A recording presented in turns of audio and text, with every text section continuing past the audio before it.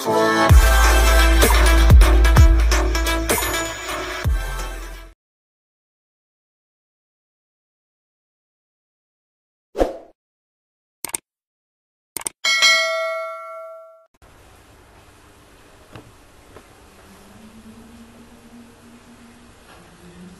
warahmatullahi wabarakatuh. Bismillah, alhamdulillah, salatu wassalamu ala rasulillah wa ala habibillah wa la hawla wa la quwwata illa billah ma ba'du.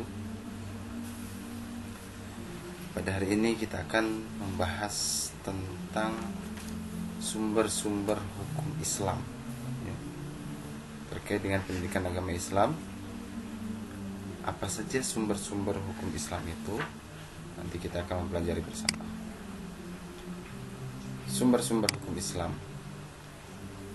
Peta konsep sumber-sumber hukum Islam: memahami kedudukan Al-Quran dan hadis dan ijtihad sebagai sumber hukum Islam, meyakini kebenaran dan menerapkan hukum Islam, berpegang teguh kepada Al-Quran, hadis dan ijtihad, serta bersungguh-sungguh dalam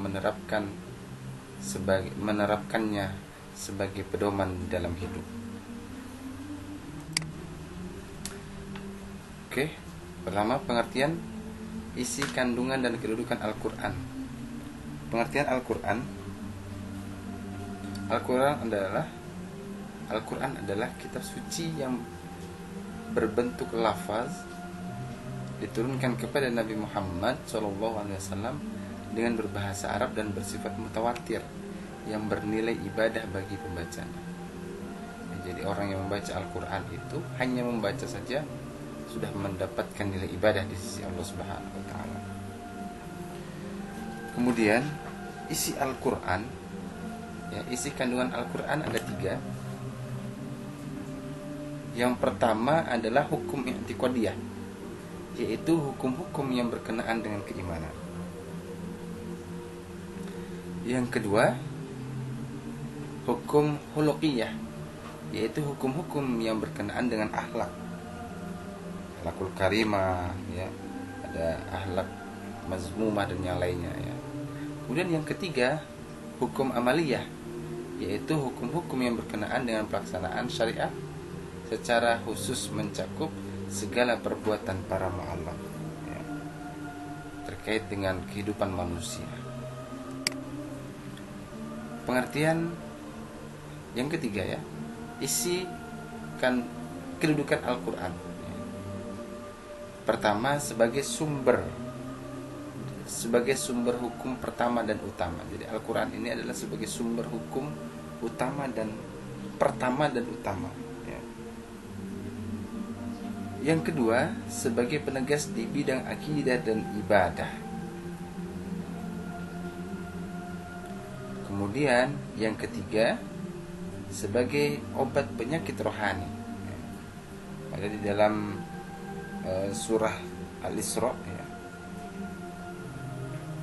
Wa nunazzilu minal Qur'ani ma huwa syifaa'u wa rahmatul lil mu'minin.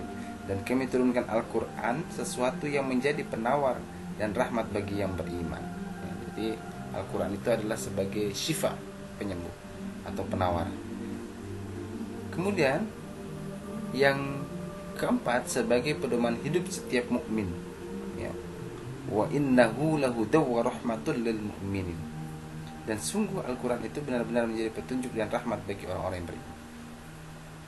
Kemudian selanjutnya adalah sebagai pemberi kabar gembira, ya. Selanjutnya sebagai pemberi motivasi lahirnya ibtaq, ya. Bahkan Imam Al-Ghazali mengatakan ilmu yang dahulu sudah ada maupun ilmu yang sekarang ada dan ilmu yang akan ada itu sumbernya adalah Al-Quranul Karim. Dan yang terakhir adalah sebagai mukjizat terbesar Nabi Muhammad SAW yang tidak ada tandingannya, ya. Sangat luar biasa. Al-Quran adalah merupakan mukjizat terbesar, ya, dan tidak ada yang mampu menandingi. Selanjutnya pengertian isi kandungan dan kedudukan as-sunnah. Pengertian as-sunnah. As-sunnah menurut bahasa ketetapan, cara atau suatu hal yang biasa dilakukan. Adapun menurut istilah, ya.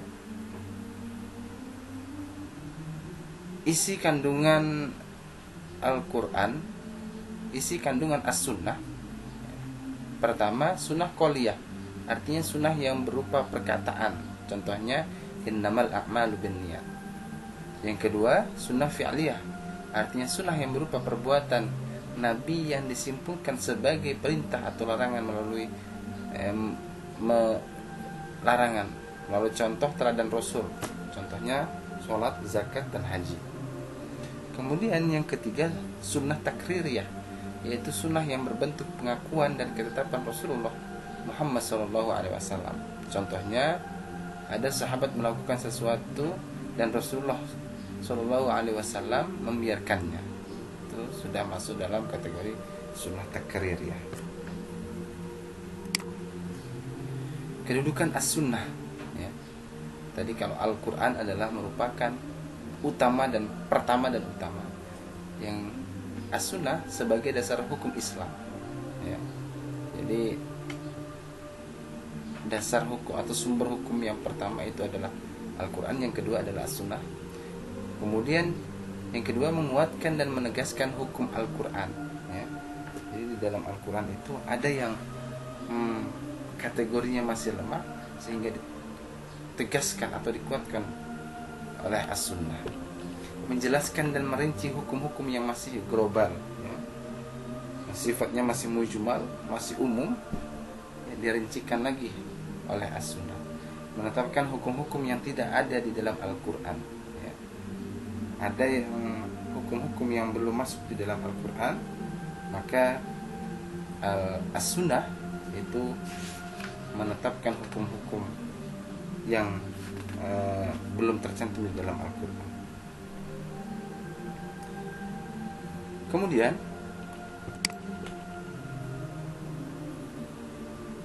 yang ketiga adalah ijtihad, ya. Sumber hukum Islam yang ketiga adalah ijtihad. Pengertian ijtihad berasal dari lafaz ijtihada, yang berarti mencurahkan tenaga dan pikiran. Menurut istilah, mencurahkan segala seluruh kemampuan berpikir untuk melakukan syariat dari dalil-dalil syarak, yaitu Al-Quran dan hadis. Isi kandungan ijtihad, jawaban semua persoalan hukum yang tidak ada secara jelas jawabannya di dalam Al-Quran maupun As-Sunnah, dapat mengambil dari hasil ijtihad yang dilakukan para ulama. Kedudukan ijtihad, penggalian sumber hukum Islam. Para ulama mujtahid menggunakan berbagai metode, antara lain ada ijma', ada qiyas, ada istihsan, istishab, maslahah mursalah, dan urf. Ini metode-metode dalam berijtihad. Meyakini sumber hukum Islam dalam Al-Quran. Kebenaran hukum Islam yang bersumber dari Al-Quran bersifat mutlak, tidak ada keraguan sedikit pun, sebagai petunjuk bagi orang-orang yang beriman. Jadi mutlak, jangan ada rasa ragu, ya, ketika kita sudah mengimani Al-Quranul Karim, ya. Umat Islam wajib meyakini Al-Quran sebagai sumber hukum, ya, wajib. Dan ini adalah merupakan utama dan pertama dan utama. Kemudian untuk dapat meyakini kebenaran hukum Islam yang bersumber dari Al-Quran, umat Islam harus melakukan tahapan-tahapan secara serius dan berkesinambungan melalui proses belajar, ya, terus belajar. Tahapan tersebut adalah kemampuan secara fasih beserta artinya dan mampu memahami isi dan nilai urgensi secara bersungguh-sungguh, ya. Jadi mempelajari Al-Quran Karim itu harus dengan sungguh-sungguh, ya. Memahami maknanya, memahami tafsirnya dan yang lain. Kemudian meyakini kebenaran hukum Islam di dalam As-Sunnah. Kebenaran As-Sunnah sama dengan kebenaran Al-Quran. Kedudukan As-Sunnah terhadap Al-Quran adalah menguatkan apa yang ditetapkan di dalam Al-Quran, menjelaskan isi Al-Quran yang bersifat global ya, atau mujmal, dan menetapkan semua jenis hukum perbuatan mukallaf yang tidak ada di dalam Al-Quran, ya. Kemudian umat Islam wajib meyakini hukum Islam yang tertuang di dalam As-Sunnah, ya. Ini ada di dalam Quran surah Al-Hasyr ayat 7. Oke, di dalam surah Al-Hasyr ayat 7, potongan ayatnya adalah Bismillahirrahmanirrahim. Wa ma atakumur rasulu fakhudhuhu wa ma nahakum anhu fantahu. Apa yang diberikan Rasul kepadamu maka terimalah, dan apa yang dilarangnya bagimu maka tinggalkanlah. Ini potongan di dalam surah Quran surah Al-Hasyr ayat 7. Selanjutnya, meyakini kebenaran hukum Islam di dalam hasil daripada ijtihad. Hasil-hasil ijtihad yang dilakukan oleh para ulama mujtahid memiliki kebenaran yang sah sebagai bagian dari hukum Islam. Sah hukumnya bagi umat Islam meyakini dan mengikuti hasil ijtihad ulama sebagai wujud nyata dari ketaatan kepada ulil amri, ya. Ada di dalilnya di dalam Quran surah An-Nisa ayat 59.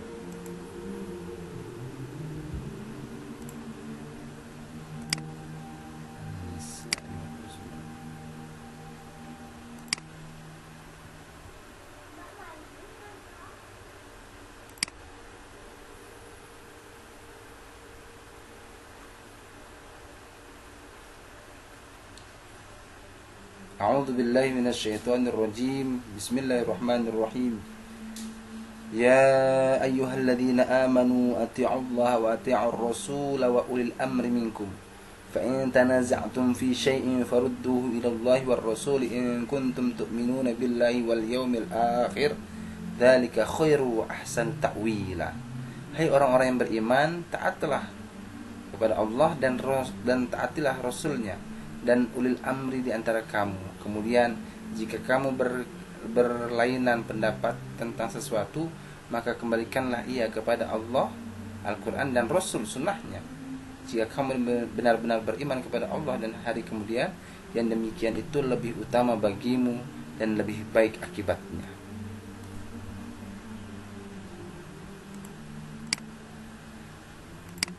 Selanjutnya, berpegang teguh pada Al-Quran sebagai pedoman hidup.